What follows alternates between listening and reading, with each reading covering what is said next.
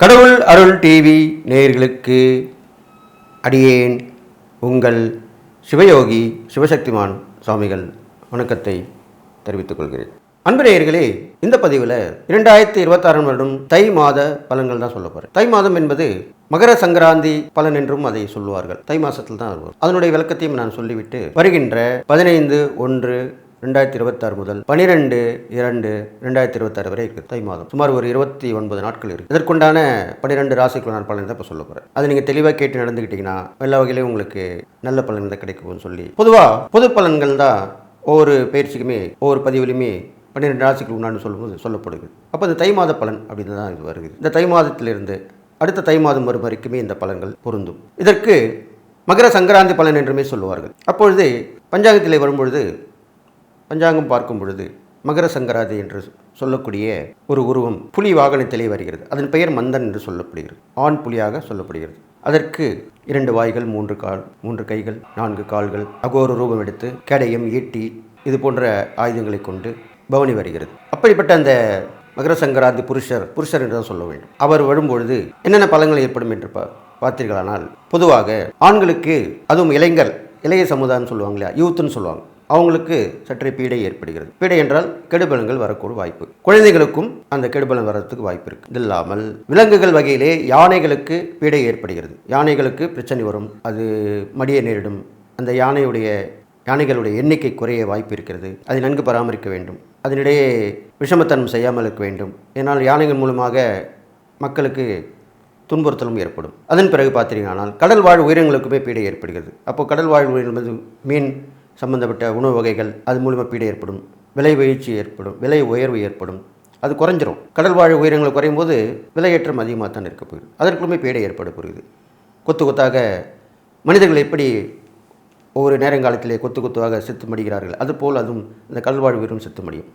அதிகமான வெயில் இருக்கும், அதிகமான குளிர் இருக்கும், அதிகமான மழையும் இருக்கும். நிலச்சரிவு ஏற்படும், பூமி அதிர்வு ஏற்படும். இதெல்லாமே இந்த மகர சங்கராந்தி பலன் சொல்லப்பட்டிருக்கு. புதுவிதமான வைரஸ் அயல் நாட்டிலிருந்து இறக்குமதி ஆகப் போகிறது.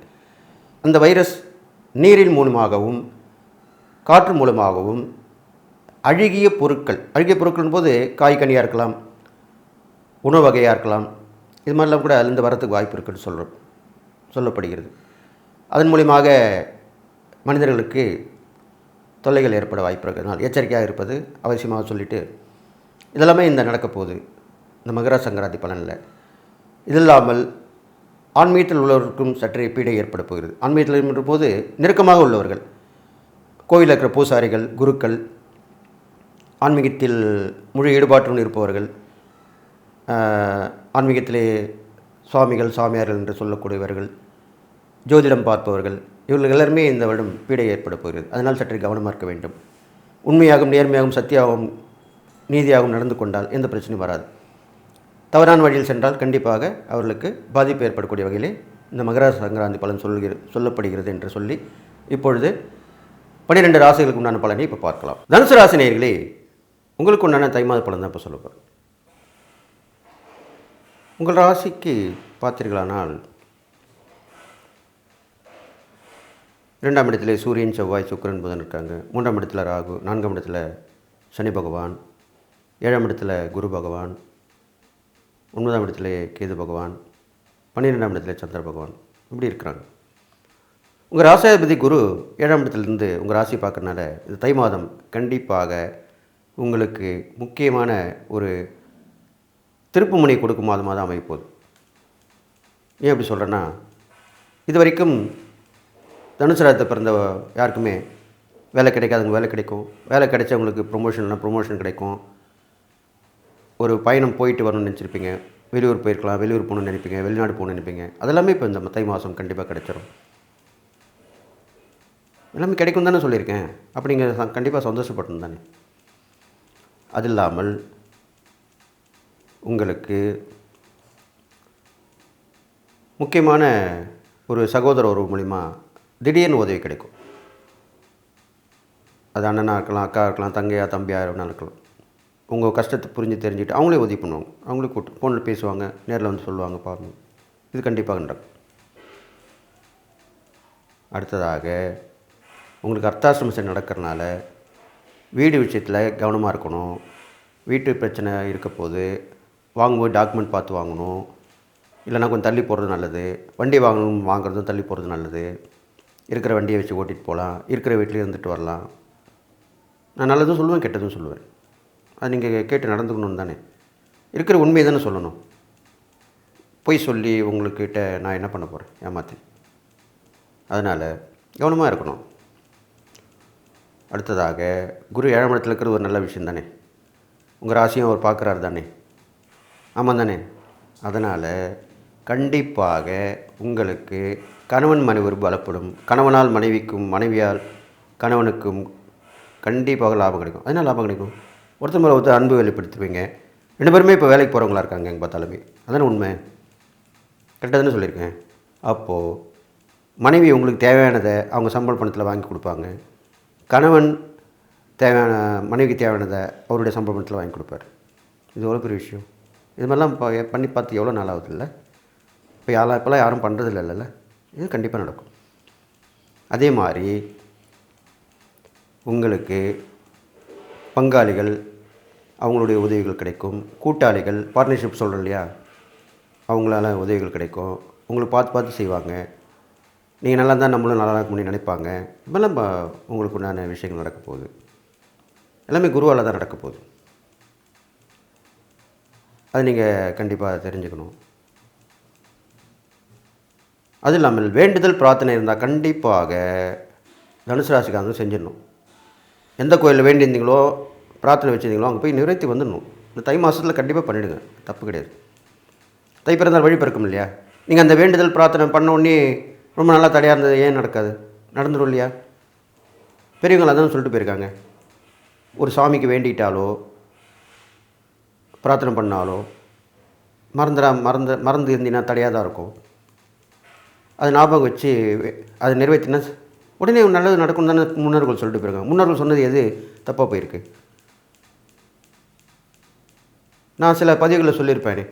அப்படி அந்த நம்ம வேண்டுதல் பிரார்த்தனை தெரியலன்னா நம்ம ஒரு அருள்வாக்கு கேட்குறவங்கள்ட்ட நல்ல அருள்வாக்கு, அதனால் விசாரித்து தான் போகணும். குறி சொல்கிறவங்க அருள்வாக்கு சொல்கிறவங்ககிட்டலாம் இவங்க எப்படி சொல்கிறாங்க ஏது சொல்கிறாங்க பார்த்து விசாரித்து போயிட்டு வரணும். அடியணும்னு தான் சொல்லிட்டு வரேன். என்னை தொடர்பு கொண்டால் தொடர்பு கொள்ளலாம். இல்லைன்னா நீங்கள் உங்கள் வீட்டு பக்கத்தில் இருக்க யார்கிட்ட வேணால் போயிட்டு வரலாம்.